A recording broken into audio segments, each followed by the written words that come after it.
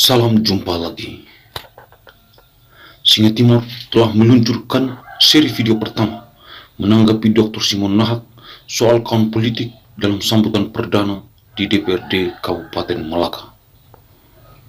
Pada video pertama itu, Singa Timor telah menyinggung wacana pembekuan SK tenaga kontrak daerah Kabupaten Malaka, tetapi tidak secara mendalam, sehingga ada permintaan untuk mengulas juga tentang sistem rekrutmen yang terbuka untuk publik di Malaka.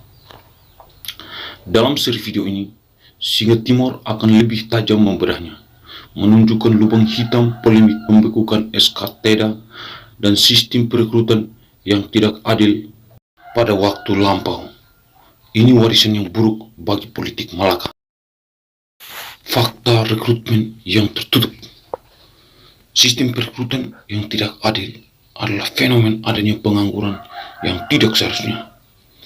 Pengangguran dikatakan layak apabila sama sekali tidak ada lapangan atau lowongan kerja di daerah ini.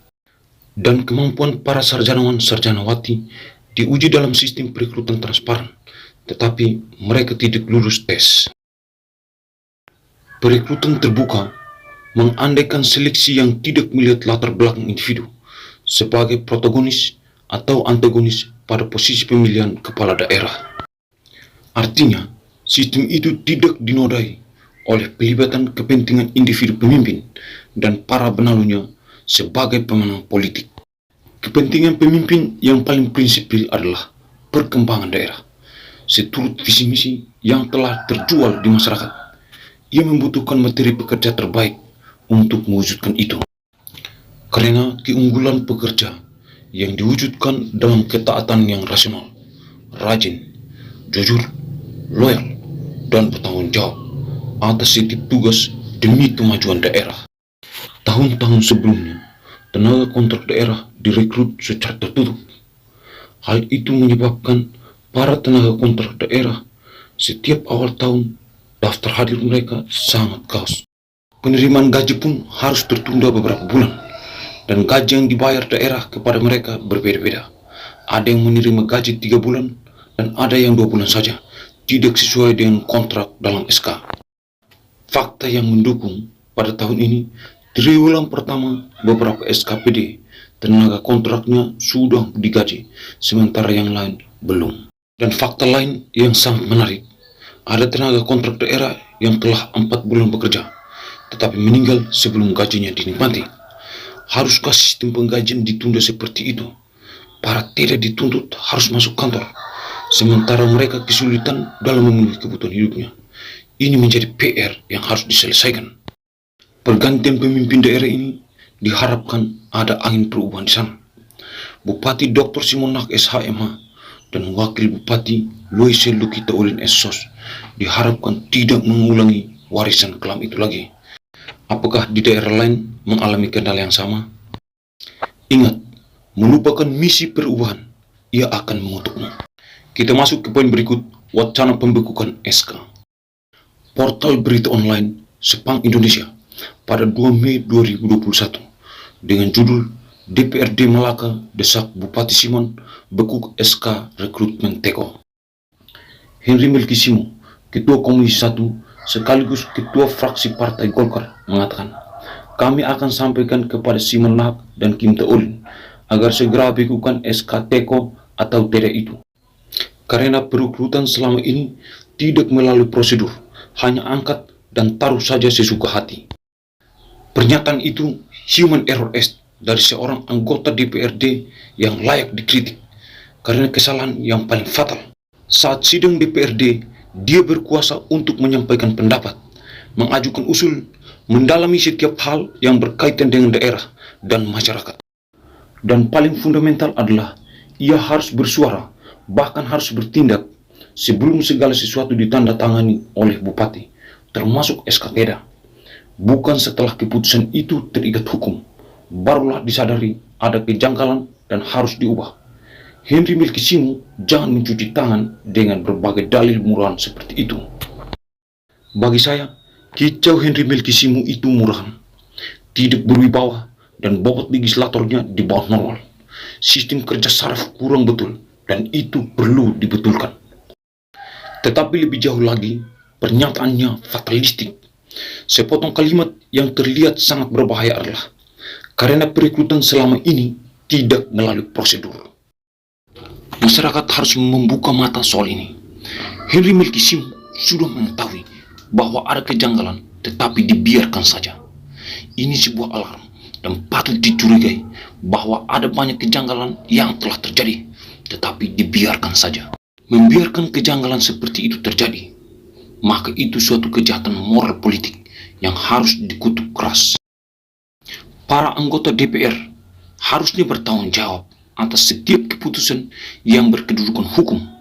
Jangan hanya berebut kuasa, tetapi melemparkan tanggung jawab kepada yang lain. Beberapa hari berselang, media yang sama memuat berita terkait dengan judul "Dalam waktu dekat, Bupati Malaka tinjau ulang SK Teko". Pada media itu, Bupati Dr. Simon Nak SHMH mengatakan, pada prinsipnya, saya dengan Pak Wakil Bupati Malaka, Kim Taulin, setuju untuk ditinjau ulang. Kalau memang menurut legislatif, rekrutmen Teko tersebut tidak sesuai mekanisme. Dan Wakil Bupati Malaka, Loise Luki Taulin Sos, juga mempertegasnya lagi. Saya dengan Bapak Simon komitmen dalam syarat-syarat kerja akan tuntaskan apa yang belum tuntas dan luruskan apa yang belum lurus. Sejenak melakukan transposisi diri. Apabila saya sebagai Dr. Simon Nak SHMH, saya akan mempertanyakan usulan anggota DPRD dan pihak-pihak yang memaksakan kehendak mereka. Apakah itu ingin menampar wajah saya atau kebodohannya itu hendak dijangkitkan kepada saya? Karena saya mencium aroma kurang sedap atas usulan itu. Di pihak lain, ada yang ingin bermain di periode berikut dan hendak mencuri start dari sekarang. Dan bisa menjadi sebuah trik untuk menutup keran karir politik seorang Dr. Simon Nak SHMH ke depannya. Itu alarmnya. Tetapi tetap saja pada ranah kritis, hemat saya bahwa beberapa tenaga kontrak daerah pada tahun berikutnya tidak boleh dikontrak lagi. Seperti tamatan SD dan SMP, dan yang paling parah, ada yang tidak memiliki ijazah SD. Apapun konsekuensinya itu adalah pilihan demi kemajuan daerah.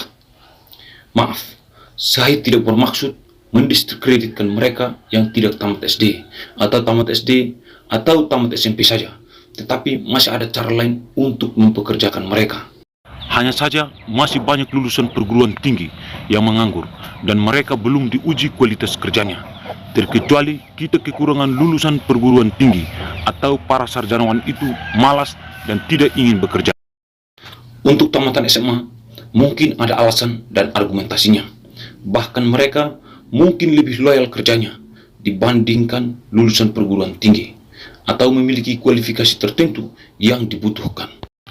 Saya optimis mereka akan sangat loyal.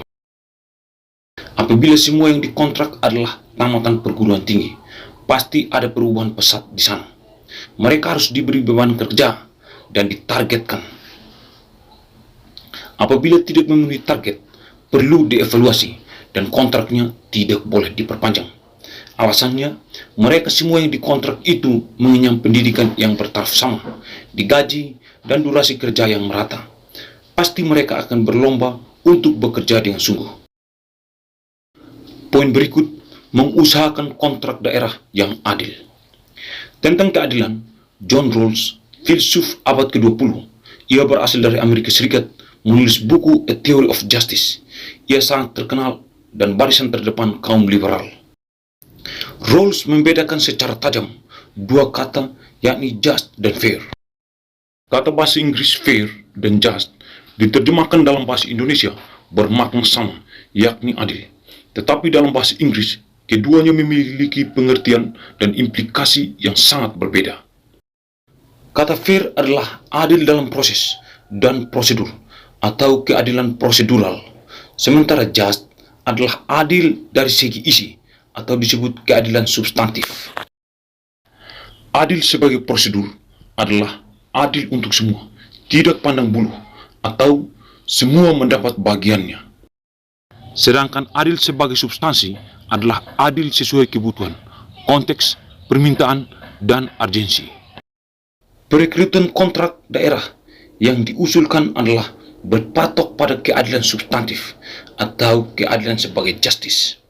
Artinya, perekrutan tenaga kontrak kerja daerah harus sesuai kebutuhan dan ditempatkan pada bidang keilmuannya. Sistem perekrutan tenaga kontrak daerah yang ditempatkan tidak sesuai dengan keahliannya wajib ditinggalkan. Dan kebutuhan rekrutmen harus dipublikasi melalui media beserta seluruh persyaratannya. Itu dilakukan tes dan lain sebagainya. Masih bisa ditoleransi bila awal berdirinya daerah ini kesulitan mengakomodir para lulusan perguruan tinggi untuk mengisi lowongan tertentu. Tetapi untuk saat ini, sumber daya manusia sudah melimpah. Pemimpin hanya menyeleksi materi pekerja yang baik, loyal, dan bertanggung jawab. Apa yang netizen tangkap soal polemik pembekukan SK Teda? Jawab di kolom komentar. Pesan saya, jangan lupa subscribe jika Anda belum menjadi subscriber channel Singa Timur. Dan jika Anda sudah menjadi subscriber channel Singa Timur, jangan lupa mengaktifkan notifikasi agar Anda selalu mendapatkan ulasan terbaru. Terima kasih atas perhatian Anda. Salam perubahan Rai Malaka.